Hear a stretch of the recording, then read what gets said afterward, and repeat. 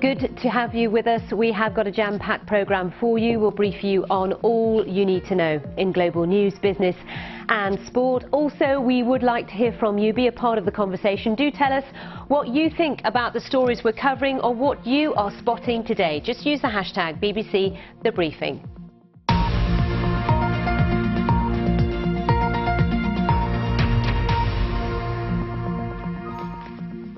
The British Prime Minister is embarking on a final push to win over wavering MPs within her Tory party in an effort to avoid defeat in a crucial Brexit vote on Tuesday. Theresa May had been under pressure to delay the vote in order to garner more support, but her Secretary Stephen Barclay has said it will go ahead on Tuesday. Caroline Rigby has the latest.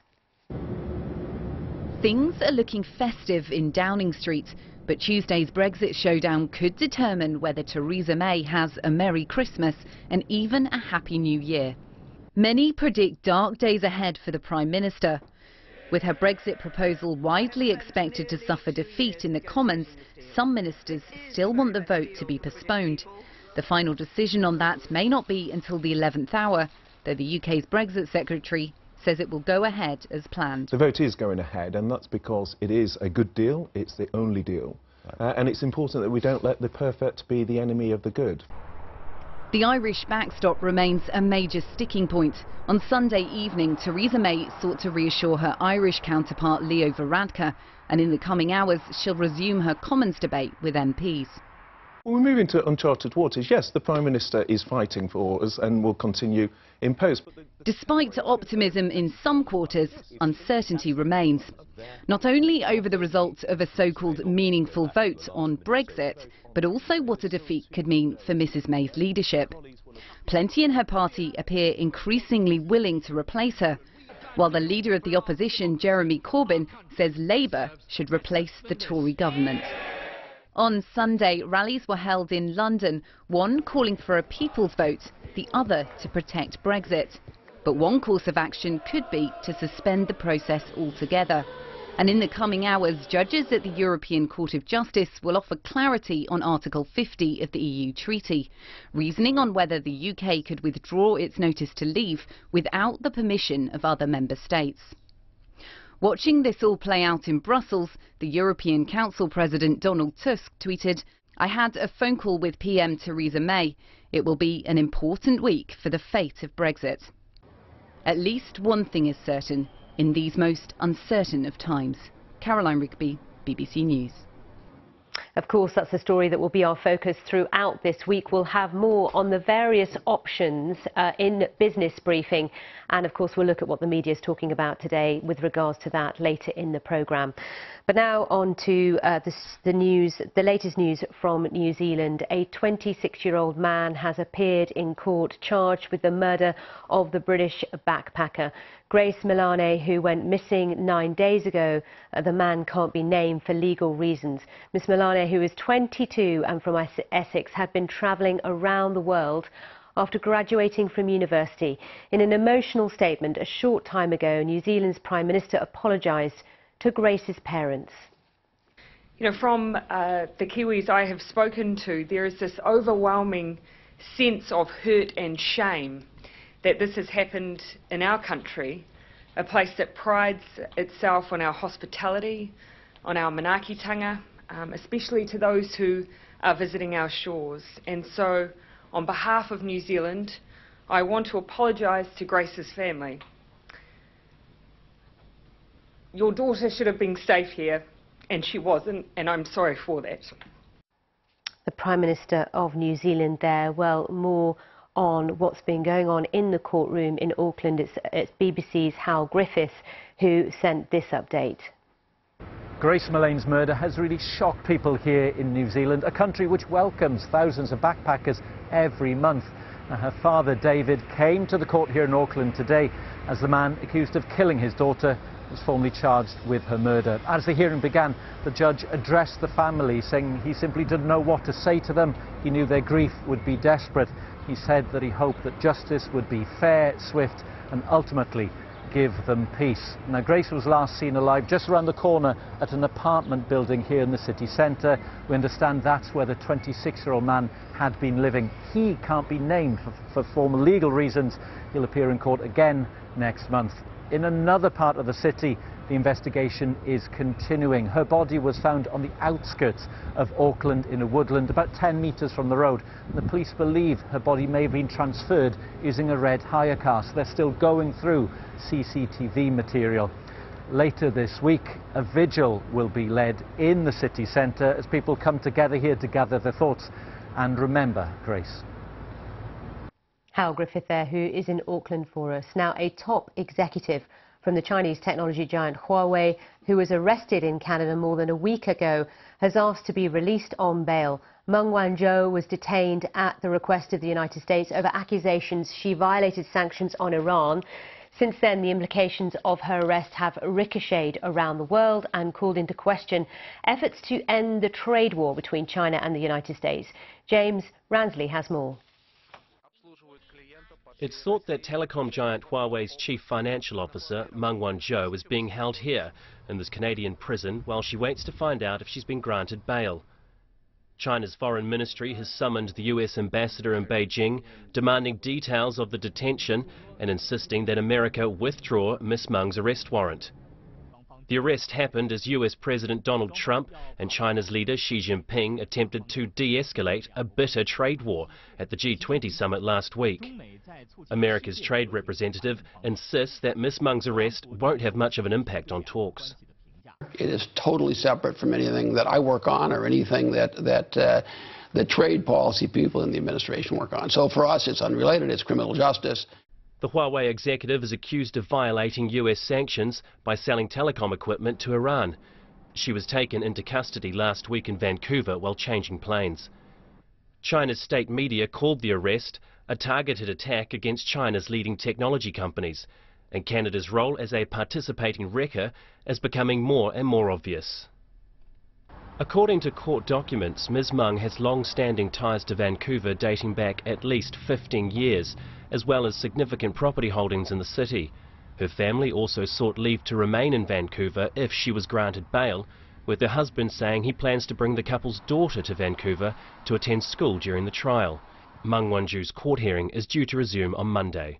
James Ransley, BBC News. Well, we've got Fiona Cincotta with us, Senior Market Analyst at City Index, for the briefing today. Nice to see you, Fiona. So you were listening in to that story. Of course, this has been developing since the middle of last week. Yeah. Give us your take on the significance of this and what it means with regards to the trade dispute between the US and China. Yeah, so the timing of this, I mean, is extremely important. So we've just come out of the G20 where there looked like there'd been some progress in trade talks between the US and China, and you know, things looked as if they could be going along in the right direction, and then suddenly this arrest is sort of really could actually derail the progress that has been made. China is absolutely furious with the moves by the US with the arrest, and also it threatens to bring in Canada into this. This is sort of it's really sort of being pushed out, involving other countries now. And in terms of, you know, what this could mean going forward, of course, we are in this period of time, the 90 days of a sort of trade truce, where the US and China have agreed they will not increase tariffs for that period of time.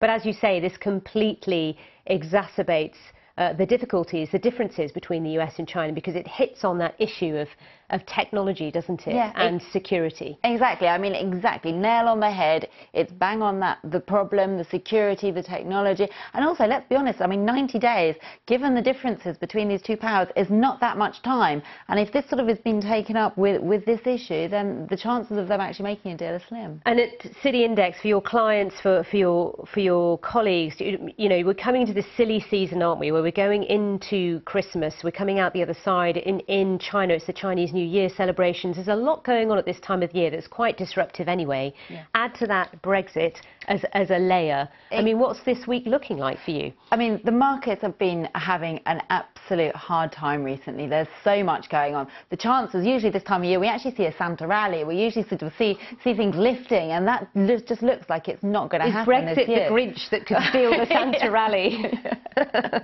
All right, Fiona, thank you very much indeed for now. Fiona will be back later for a lot more in our news briefing. That's a bit later on in the programme. But now let's take a look at other stories in the news. Ministers from some 130 countries are gathering in Poland for the final week of the UN Climate Change Conference. Ahead of their arrival, the United States, Saudi Arabia and Kuwait said they were only prepared to note rather than welcome a landmark report which recommends steep emissions cuts to keep temperature rises below 1.5 degrees Celsius by the end of the century. Saudi Arabia says it will not extradite the two key suspects in the murder of the journalist Jamal Khashoggi. Last week, a Turkish court issued arrest warrants for Ahmad al-Asiri, a senior intelligence official, and former royal advisor Saud al-Qahtani, saying Turkey didn't believe the Saudi authorities would take formal action against them.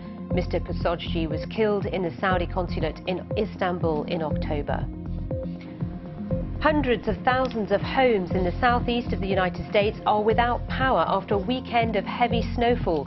A state of emergency has been declared in North Carolina and Virginia, parts of which reported nearly half a metre of snow, causing problems for motorists and leading to the cancellation of over 1,500 flights.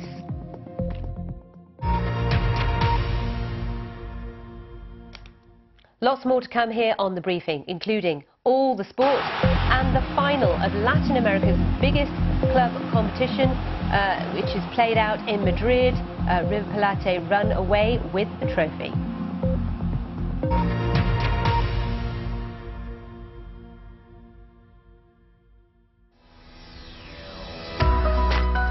John Lennon was shot at the entrance to the Dakota building in the center of New York. There's been a crowd here standing in more or less silent vigil, and the flowers have been piling up.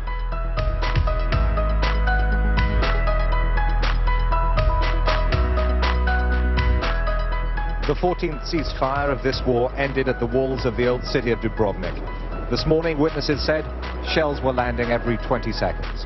People are celebrating the passing of a man they hold responsible for hundreds of deaths and oppression. Elsewhere, people have been gathering to mourn his passing. Imelda Marcos, the widow of the former president of the Philippines, has gone on trial in Manila. She's facing 7 charges of tax evasion. She pleaded not guilty. The Prince and Princess of Wales are to separate. A statement from Buckingham Palace said the decision had been reached amicably.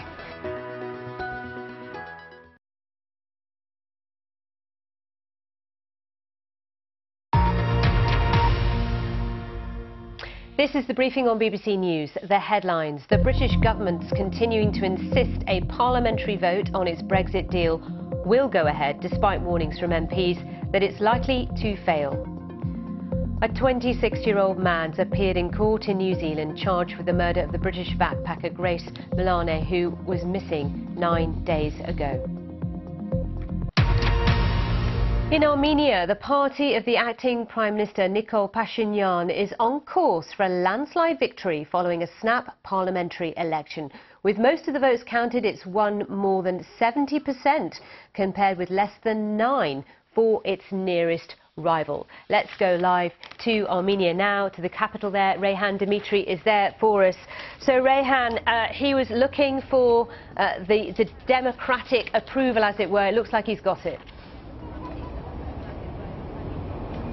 He's got it, Sally. Indeed, Armenians waking up to this really good news. As predicted, Nikol Pashinyan's My Step coalition picked up over 70% of the total votes that were cast in snap parliamentary election on Sunday. 2 other parties looks like they made it to parliament, but the former governing Republican Party did not make it. It's out. It didn't pass the 5% threshold. And it is quite a stunning defeat for a party that ruled Armenia for nearly 20 years.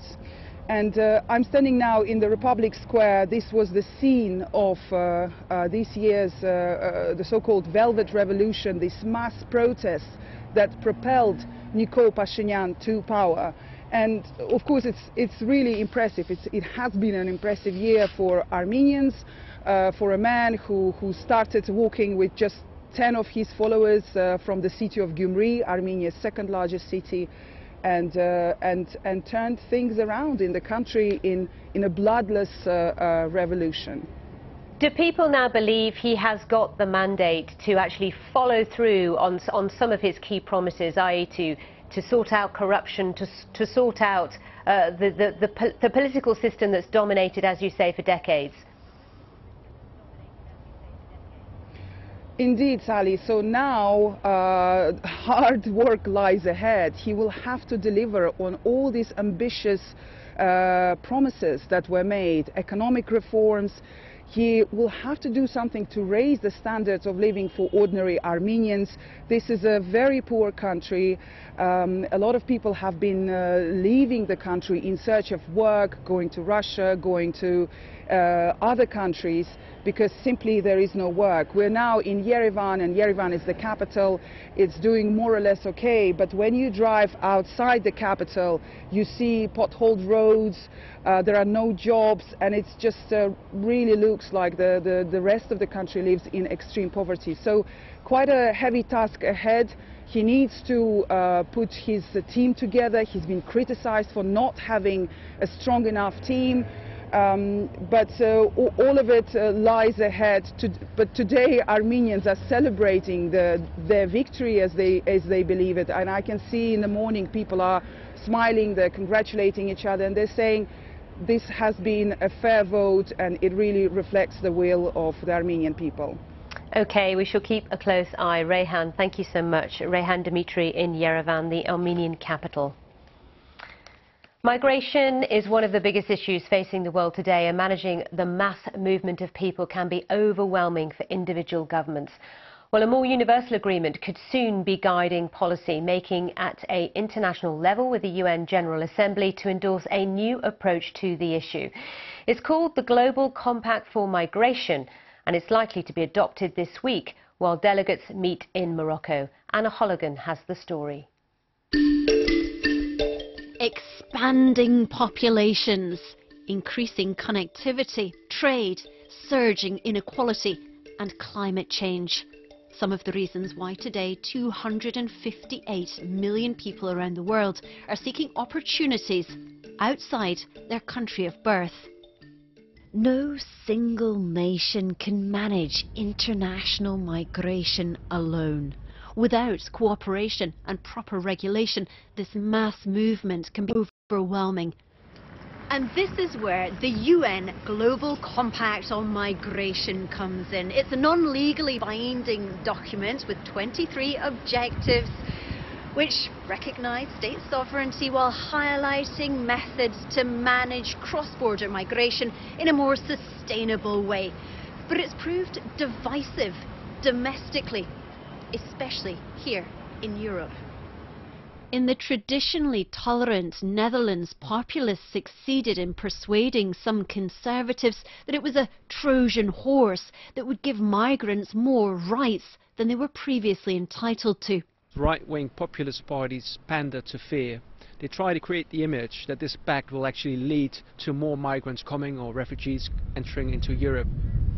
A tide of nationalism sweeping through Europe has focused minds on the challenges rather than the benefits of migration. Migrants make up approximately 3% of the global population, but generate about 9% of global GDP.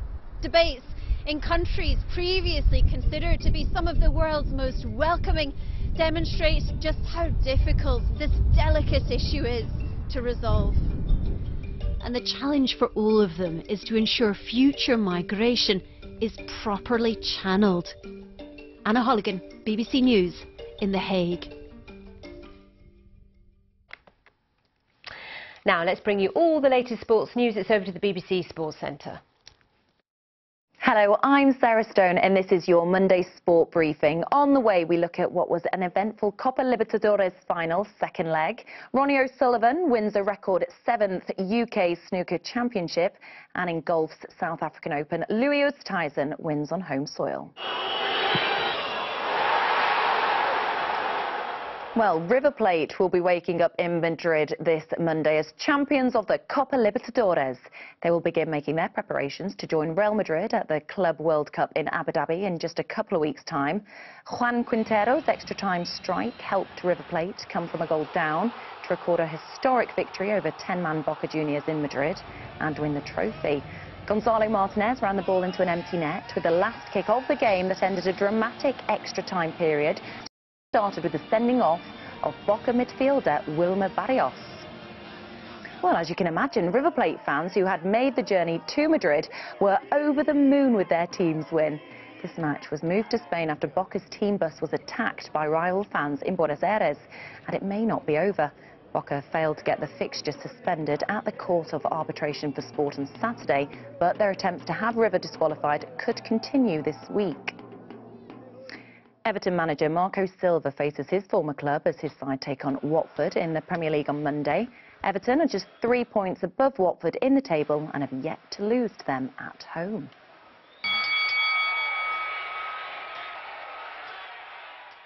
In the South African Open, Louis Oosthuizen won on home soil by a record equalling 6 shots. The South African, who won the 2010 Open, had an eagle and 5 birdies in a 4-under 67 to win on 18 under. France's Romain Langasque finished second, with England's Oliver Wilson a shot further back in joint third. It's very special. I mean, I knew in the back of my head, you know, winning the Open and the SA Open will be something really special. It's the 2 oldest Opens in the world, and you know, it was, I think, everything. Could see the emotion on 18. It was really special. Ronnie O'Sullivan has won a record 7th UK Snooker Championship. Well, it's 25 years since he first won the competition. On Sunday, he completed his victory over Mark Allen, 10 frames to 6 in the best of 19 final, and then thanked the fans and his coaches. For the rest of my career, for the last 2 years, all I was thinking about was playing for the fans. If I'd have lost today, I'd been very disappointed, but it's payback time now. You know, they've supported me for so long, and they've supported snooker as well. And I just need to play with a smile on my face, enjoy it. I'm buzzing with Steve Feeney. He's kind of given me a refound love for the game. You know, Steve Peters has been amazing, so I have to thank all the people that have helped me get this far. But you know, without the fans, you know, I owe it to them. You know. Well, you can get all the latest sports news at our website. That's bbc.com/sport. But from me, Sarah Stone, and the rest of the sport team, that's your Monday Sport Briefing.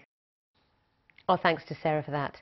Congolese doctor Denis Mukwege and Yazidi activist Nadia Murad, an IS sex slave survivor.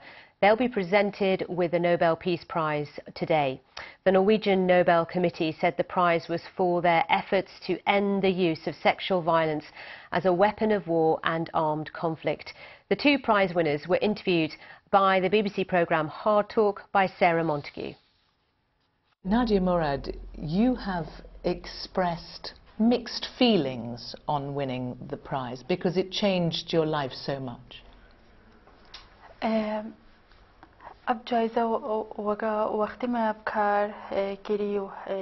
did not know anything about the Nobel Peace Prize when I started to do this work. I wanted to deliver my message about what ISIS did to girls and women, to me, my family and my people. The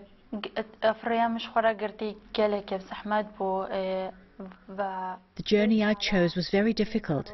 It has been 3 years. I'm in a different place each day. Because of that, I feel like I've not enough energy left. I've no energy left to take this work further. On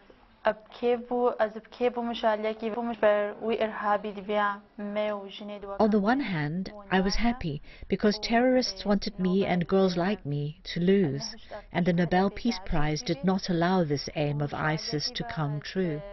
On the other hand, I was upset that this prize came after hard work and major suffering. And you can see the full interview with Nadia Murad and Dr. Denis Mukwege on Hard Talk on Tuesday this week. That's right here on BBC News. Now, we have Business Briefing coming up in just a few minutes' time. Our top stories today, Carlos Ghosn, the rearrest, and also what that means for Nissan. But also as well, we will be looking at Brexit in more detail as we enter what is a critical week for Theresa May here, the Prime Minister, but also, of course, the UK and our attempts to leave the European Union and the withdrawal plan that Theresa May, the Prime Minister, has negotiated with the European Union. It will be voted on Tuesday by MPs. So we'll be telling you all you need to know in the run-up to that in Business Briefing in a moment.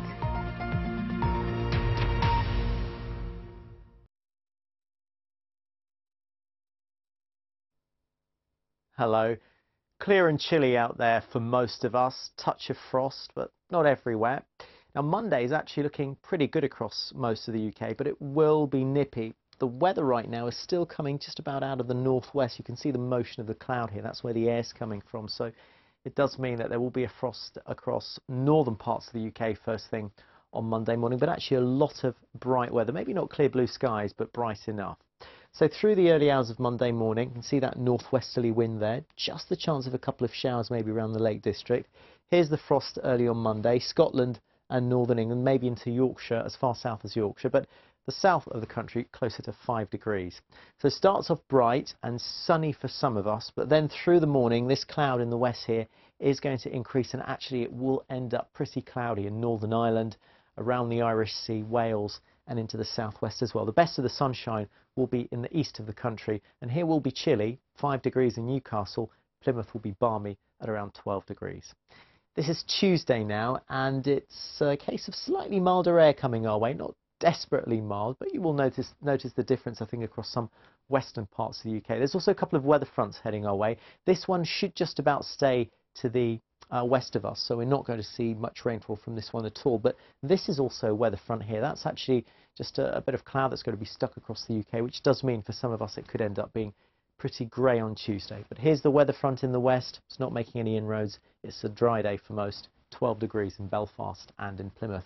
Maybe a few spits and spots on Wednesday, but on the whole, for most of us, it's a fine day with some sunshine, but again, a fairly cloudy one. Temperatures will be into single figures. In fact, from around about Wednesday, you'll notice just how much colder it is going to feel, because we start to see an easterly wind developing. In fact, by Thursday, you can see it's coming all the way from Russia across the Baltic, the North Sea, and this is with us pretty much into the weekend as well. So it is going to be turning colder. Here's the outlook for the next few days. You can see by the time we get to Wednesday, Thursday, single figures, low single figures there, even in London, around 5 degrees, and at times pretty cloudy. So it is going to feel fairly chilly as well. That's it. Bye-bye.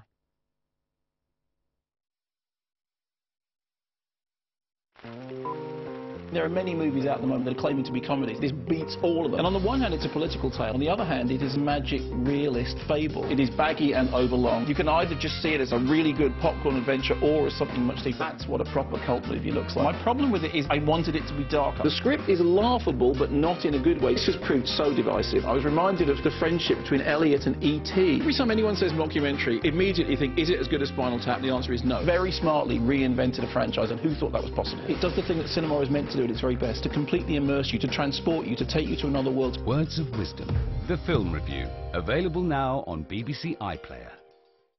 It's all coming down to this place, the Commons. The government's agreed a Brexit deal, but can MPs be persuaded to back it? We'll bring you all the key moments as the House debates the deal and the result of that crucial, meaningful vote. Stay tuned to the BBC News channel for every Brexit development.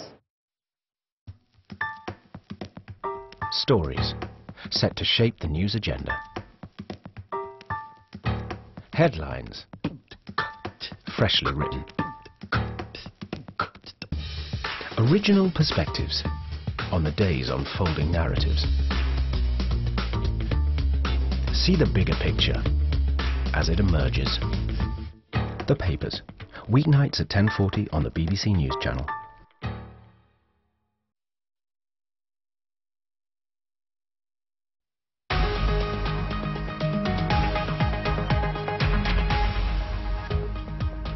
This is your business briefing with me, Sally Bundock. The former titan in the global car industry, Carlos Ghosn, has been indicted following allegations of financial misconduct. And on the eve of the UK Parliament's vote on Theresa May's Brexit deal, we look at the economic impact of the different outcomes. And for financial markets, they begin the week on a very shaky note. You can see losses across the board in Asia following heavy declines at the end of the week on Wall Street.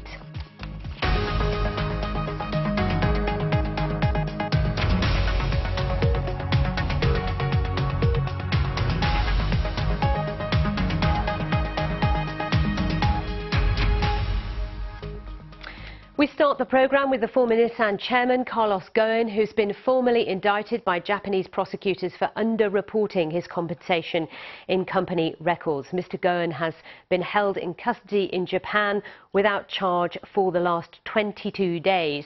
So today, Japanese prosecutors must either charge him or release him, and sources close to the Tokyo prosecutor's office say they intend to charge Mr. Ghosn and then immediately rearrest him on fresh allegations. He's denying all the charges. Let's go live to our bureau in Tokyo. Rupert Wingfield-Hayes is there. Rupert, what is the latest? Good morning, Sally. Well, the latest is we now have a statement from the prosecutor's office saying that Mr. Ghosn has, in the last hour or so, been formally indicted on charges of making misstatements in Nissan's security reports.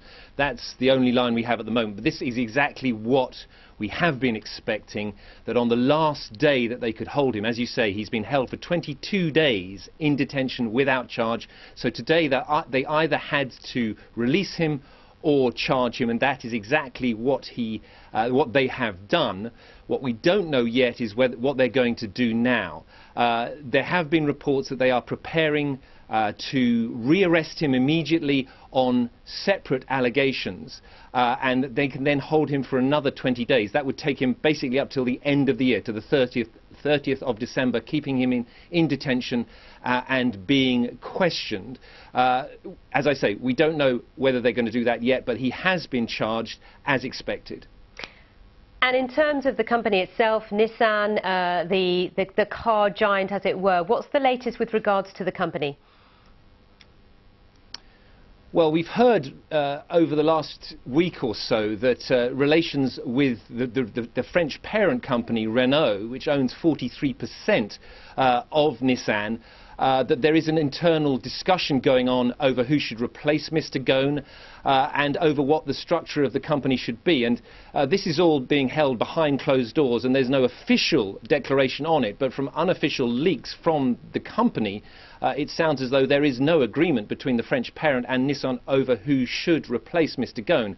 And it's clear that this is a pretty fraught time for Nissan and for Renault, and the relations between the two companies appear to be pretty bad, because the French side, at least, is extremely upset about what's happening to Mr. Ghosn.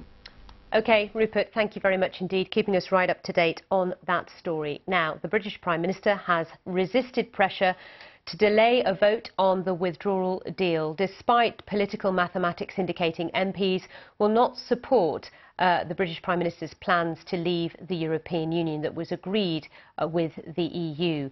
Later today, the European Court of Justice is due to rule on whether or not the UK government can pull out of Brexit without the say-so of the other 27 EU countries, so reverse the Article 50. But why would it want to do so?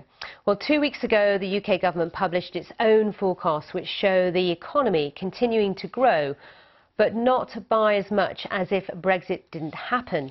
The smallest hit was 2.5% of GDP over 15 years under the so-called Chequers deal, but the biggest reduction would be 9.3% if there was a crashing out of the European Union.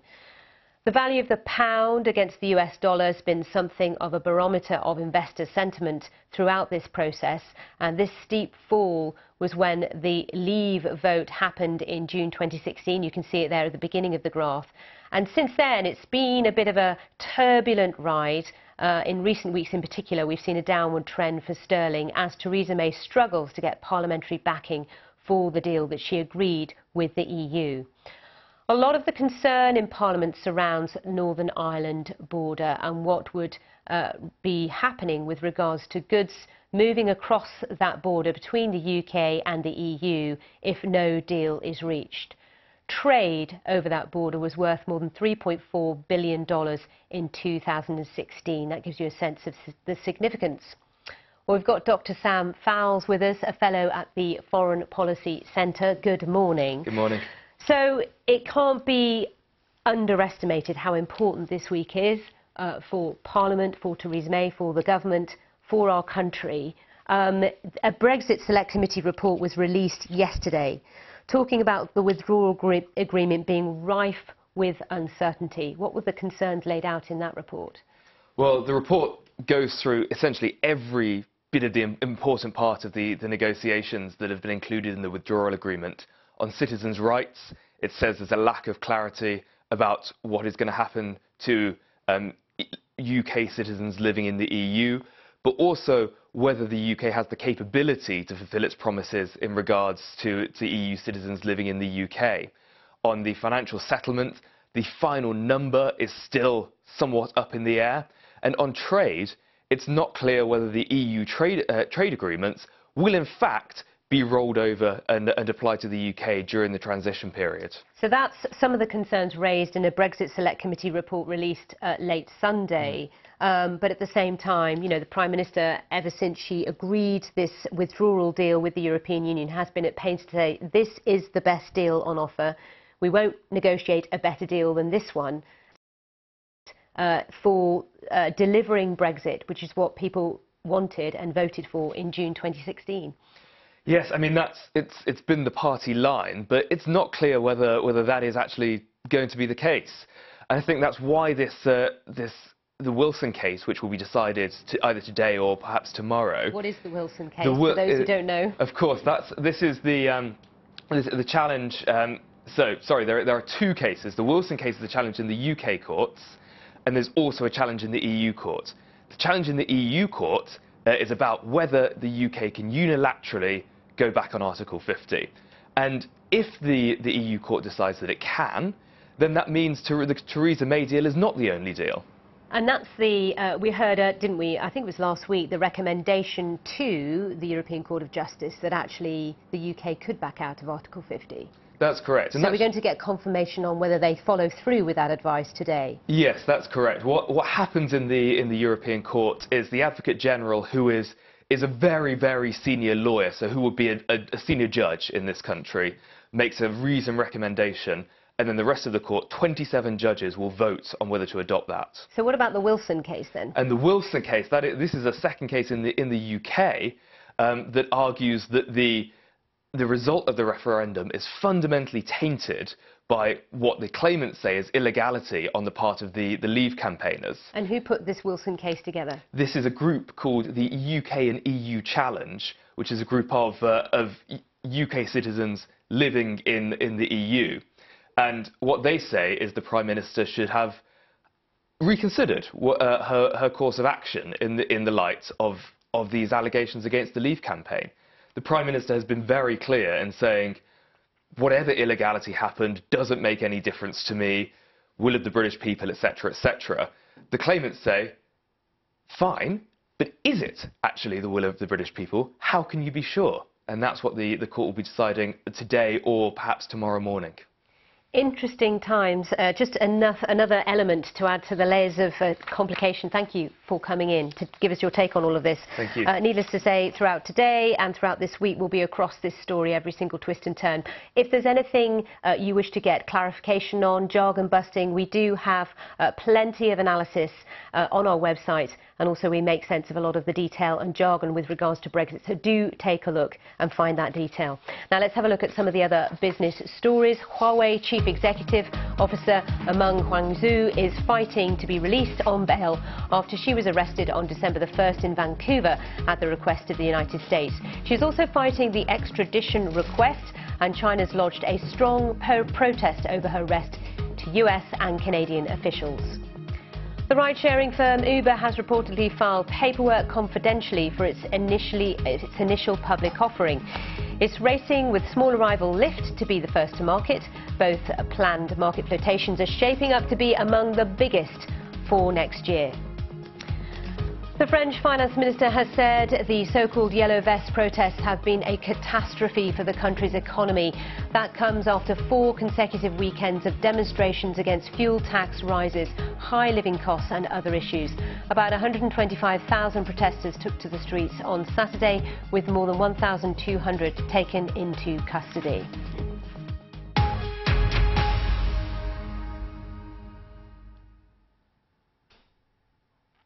So a quick look at markets. As you can see here, the price of oil edging up, but serious declines across the board for financial markets in Asia following a big drop on Wall Street on Friday.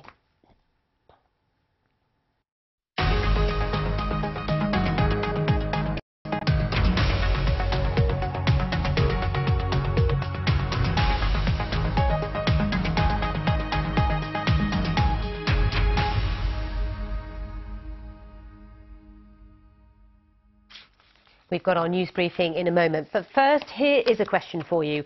How do you give fossils a future?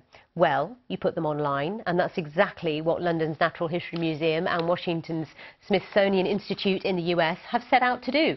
Our science correspondent Victoria Gill has the story. So we're in our brachiopod collection. Tucked into thousands of drawers, the entire history of life on Earth. There's dozens of things in every box, in every... Wow. Yes. There are 40 million fossils stored here at the Smithsonian Museum, and the team is carrying out the mammoth task of digitally recording every single one. We have drawers here in the collection that haven't been opened in decades. The data held within museum drawers is trapped, and we are bringing that trapped data out into the light. We're mobilizing it for research. Photographing and logging the details of each specimen in this collection alone will take an estimated 50 years. But it's part of an effort by institutions around the world to create a global digital museum where every piece of the fossil record can be studied online. The devastating fire at Brazil's National Museum this year destroyed knowledge that was amassed over 2 centuries and was a stark reminder of the need to protect and log such scientifically valuable collections. This goes way beyond ensuring this huge collection. It means that this Triceratops skull, for example, could be in dozens of places at once, anywhere in the world, for any scientist to study. Museums have gathered vast amounts of evidence of hundreds of millions of years of evolution. Now the challenge is to make sure it's shared and studied, not hidden away in the dark. Victoria Gill, BBC News in Washington, DC. If you're watching us on BBC One, you've got the pleasure of Dan Walker and Steph McGovern joining you for breakfast. That's in just over 15 minutes' time.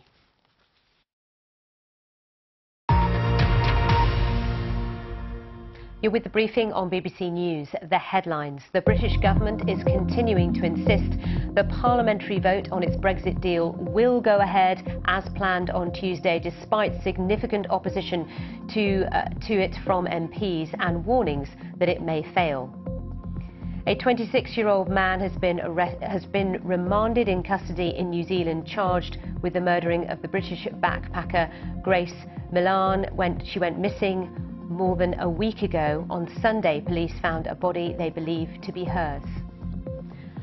Politicians from 150 countries will gather in Morocco later for a conference to endorse a United Nations agreement on migration. However, several European governments and the United States have pulled out. The agreement will not be legally binding. So let's look at how some of these stories are being interpreted in the global media and some of the others that are being discussed today. So we start with the front page of The Times, and it's got Theresa May facing the prospect of a leadership battle because of her Brexit deal. Many others have that line as well.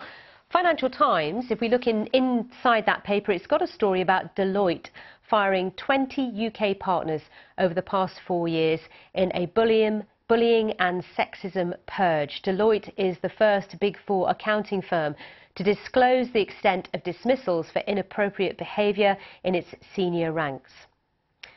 We're looking at the back page of the Mirror today, and its main story about Manchester City player Raheem Sterling, who's blaming the media for stoking up racial hatred after he was the victim of alleged racism at Stamford Bridge on Saturday. On to the business pages of The Times and a call to scrap interest on student loans in Britain to help ease crippling graduate debts, it says. And then finally, the front page of the New York Times looks at the new Finnish library that's not just for bookworms. The library includes electronic equipment and event spaces as well, so culture vultures and technology lovers should feel equally at home in Helsinki. Well, Fiona Cincotta is back, senior market analyst at City Index. Fiona, let's get stuck in. So the Times has got May to face leadership battle over Brexit deal. Many newspapers in the UK have her on the front page. This is her going to church yesterday morning in this photograph. Give us the Times' take on the challenge she's facing. Right, so I mean, she's heading into this vote tomorrow. It's extremely unpopular. As far as we can ascertain for the ministers that will be voting for it. And so far there are 24 letters that have been registered against her in a coup, or an attempted coup that was a few weeks ago. The Times are suggesting that it's going to be quite easy for another 24 to be sort of submitted, perhaps in the next 48 hours as we move towards this vote. This feels very familiar. I feel like we were here only just a few weeks ago when she was in the thick of negotiating with the Brexit negotiators in Brussels, and right then all those who were opposing her within the Conservative Party saying we've nearly got all the letters signed, we've nearly hit that number to challenge her, and yet it never came. No, I mean, it's been actually quite amazing how she's sort of, got her 9 lives without a doubt. She's sort of really managed to sort of keep progressing with this, keep pushing it forward, but it does appear to be coming to a crunch point right now. Many are saying, and they still believe, that this vote tomorrow could be delayed, although the line coming from Downing Street is we will not delay, we will press on. But it could sort of go right to the wire in terms of a last-minute decision on that. Yeah, it wouldn't be until the 11th hour that we expect to hear anything. And there is, I mean, if she's going to be facing a huge defeat, then there is reason to consider delaying it and postponing it and trying to get some more concessions from the EU. Obviously, the EU have said that they're not willing to do anything and that's the end of negotiations. But perhaps if they see that this really is not going to go down, then at that 11th hour we may see some changes.